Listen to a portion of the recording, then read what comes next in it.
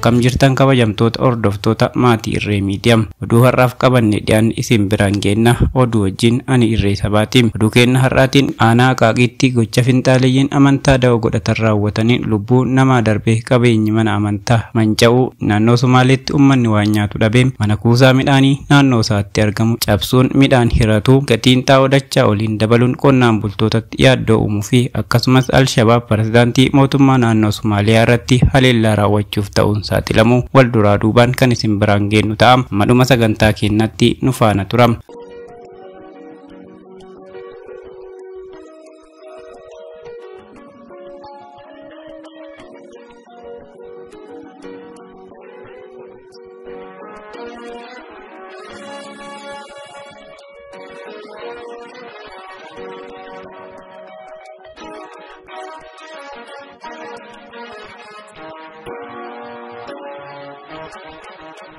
Aanaa Qaaqiitti gocha finxaaleeyyii amantaa da'oo godhatanii raawwataniin lubbuun namaa darbee qabeenyi mana amantaa manca'uutu dhaga'ame. Godina addaa Oromiyaa aanaa Qaaqii iddoo addaa Tulluu Daalota jedhamutti taateen kun kan raawwate yoo ta'u, bakka taatee kanatti immoo armaan dura iddoo walirraa fageenya qabu irratti dhaabbileen amantaa Ortodoksii fi Pirootestaantii waldaa Makaana Iyesuus lafa waaqeffannaa irratti hundeeffatanii turani. Guyyaa darbee waaree dura naannoo sa'aatii 4tti hordoftoonni amantaa Pirootestaantii galma waaqeffannaa isaanii Qaaqii Basaqaa jedhamu keessatti waaqeffataa turani. Sa'aatima sanatti gurmuun dargaggoota hedduu qabu gara bakka kanaa dhufuudhaan sagaleen maayikiraafoonii keessanii nu jeeqeera nurraa callisaa jechuun takaroo kaasanii turani. Waa'ee sagalee qofa osoo hin taane lafti kun isiniif hin malu kan bataskaana Ortodoksiitiin sirraa fagaadhaa jechuun dubbii kaasuun gonkumaa asitti hin waaqeffattan kan jedhudha mormiin garee kana. Dargaggoonni kun lakkoofsaan baay'eedha. Finxaaleeyyii maqaa bataskaanaatiin ijaaramanii bobba'anidha jechuun jiraattonni naannawa kana dubbataniiru. Torban lama dura immoo taaboonni asitti bu'eera jechaa kan turan gareen Ortodoksii tulluun kun daalota guutuun nuuf mala dallaa itti ijaaranna jechuun falmaa turan jedhaniiru. Haleellaa gareen kun waldaa Pirootestaantii Makaana Iyesuus irratti baneen namni tokko lubbuun kan darbe yoo ta'u baay'een miidhamaniiru. Manguddoota hawwanii fi ijoollee xixinnoo waaqeffannaarra turan irratti dhakaa roobsuun miidhaa qaamaaf saaxilaniiru. Maayikiraafoonii dabalatee meeshaaleen elektirooniksii waldichaa caccabaniiru. Qabeenyi waldichaa kun garee kanaan saamameera. Walitti bu'iinsa kana poolisiin humna addaa Oromiyaa bittinsuu odeeffannoon achirraa argame ni mul'isa. Waggoota dhiyoo as finxaaleeyyiin Amaaraa maqaa dhaabbata amantaatiin weerara lafa babal'aa magaalota Finfinnee, godina addaa Oromiyaa naannawaa Finfinnee akkasumas magaalotaa fi baadiyyaa giddu galeessa Oromiyaa baay'ee weeraraa turuun ni yaadatama. Naannoo Somaaleetti uummanni waan nyaatu dhabee mana kuusaa midhaanii naannoo sanatti argamu cabsuun midhaan hiratu odeeffannoon nu ga'e ni ibsa. Hongee fi qaala'insa jireenyaa gara darbeen dararamaa kan jiru uummanni naannoo Somaalee mana kuusaa midhaanii kan mootummaa ta'uun himamu cabsuun wayita midhaan yaafatan viidiyoon mul'isu marsaa hawaasaarra qoodamaa jira.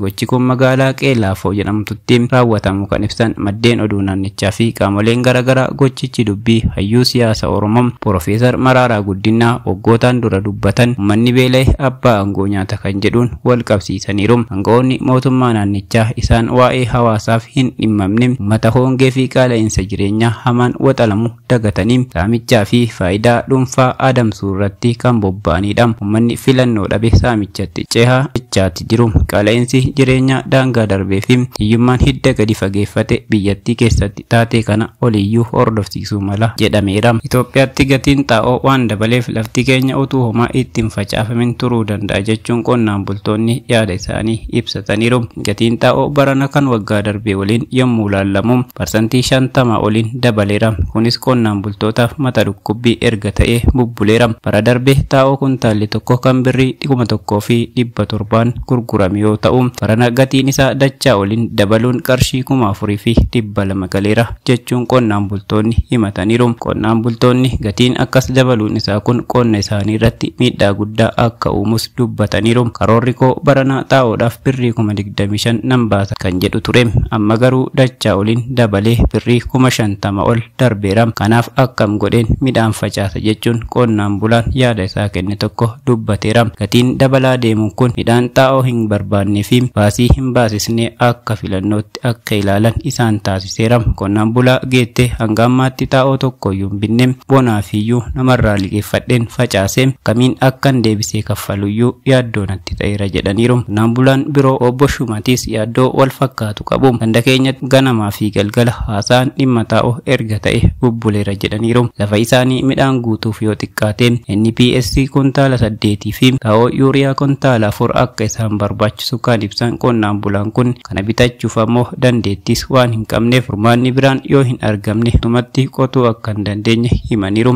Ani qonnaan bulaa hiyyeessaadha. Gatii jedhameen bitee qotuu hin danda'u. Ijoolleen koo waan muratan akka qabaataniif boqqolloo muraasa yoo facaasa ta'e malee kanaan achi maalan qota jedhaniiru. Itoophiyaan torbee darbee xaa'oo kuntaala miiliyoona 12.8 ta'u bituu ishee ministeerri qonnaa ibseeti jira. Hanga ammaatti kan biyya galee gara naannootti raabsamu akka eegale ministeerichaatti ministeerri damee investimentii fi bittaa Dr. Soofiyaa Kaasaa himaniiru. Kan bara darbee yommuu madaalamu gatiin xaa'oo parsantii 50 dabaleera kan jedhan Dr. Soofiyaan waliigalteen bittaa dursamee waan godhameef malee akka gabaa ammaatti gatiin dabalu kanarra kan caalu ta'a ture jedhaniiru. Dr. Soofiyaan gatiin dabalu kanaaf akka sababa dursaatti kan kaasan sadarkaa addunyaatti gatiin xaa'oo dabaluu isaadha. Akka biyyaatti dursinee caalbaasii baasnee waliigaltee waan mallatteessisneef amma gatii fooyya'aa jedhamuun kan argame jedhaniiru. Biyyoonni xaa'oo oomishan gurguddoon sababa COVID-19 oomisha isaanii waan hir'isaniif keessumaayyuu gatiin gaazii uumamaa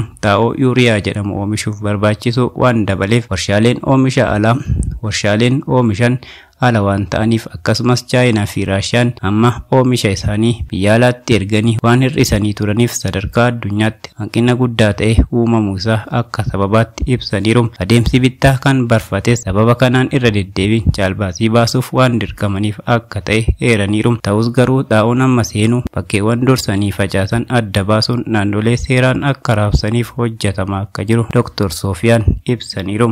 Alshabaab pirezidaantii mootummaa naannoo Somaaliyaa irratti haleellaa raawwachuuf ta'uun saaxilameera. Ejensiin basaasaa Somaaliyaa hidhattoonni Al-Qaayidaa fi Al-Shabaab pirezidaantii fi ministeera muummee Somaaliyaa irratti haleellaa addaa xiyyeeffachuun bira gaheera jedheera. Ejensiin basaasaa fi nageenya biyyaalessa Somaaliyaa Tiwiitarii gubbatti yaada barreesseen hidhattoota Al-Shabaabiin jira haleellaa qophaa'ee ilaalchisee hooggantoota biyyaaf of eeggannoo dabarseera jedheera. Ejensii yoomiif eessatti haleellaan kun raawwatamuuf akka karoorfame akkasumas dhimmicha irratti odeeffannoo dabalataa hin kennine. Haa ta'u malee qaama dhimmi ilaalu hunda waliin dhimmicha irratti mari'achuu ibseera. Akeekkachiifni fi haleellaan shororkeessummaa dureewwan biyyattii irratti xiyyeeffate kun kan dhagahame filannoo akka ol dheerate ilaalchisee rakkoon siyaasa pirezidaantii fi ministeera muummee gidduutti dhalate hammaachaa wayita jirutti Al-Shabaab gama isaan haleellawwan Somaaliyaa keessatti raawwatu jabeessee jira. Gochi dhiyeenya kana qaama buufata xiyyaaraa kan waajjiraalee UN, imbaasiiwwanii fi hawaasni dippiloomaatiikii keessa qubataniif eegumsa jabaan godhamuu fi magaalaa guddittii Moqdishoo keessatti haleeleera. Haleellawwan boombii of wareegaa lama giddugala magaalaa Beledweyne keessatti dhiyeenya raawwatanis dubartii miseensa paarlamaa taate tokko dabalatee namoonni 48 ajjeefamaniiru. Al-Shabaab waggaa waggaan kallattii fi al-kallattiin galii lammiilee biyyattii irraa sassaabuun kan mootummaan biyyattii sassaabu gadi miti. Akka dhaabbanni Hiraal Institute jedhamu gabaasetti gareen shororkeessaa kun ji'atti yoo xiqqaate galii doolaara miiliyoona 15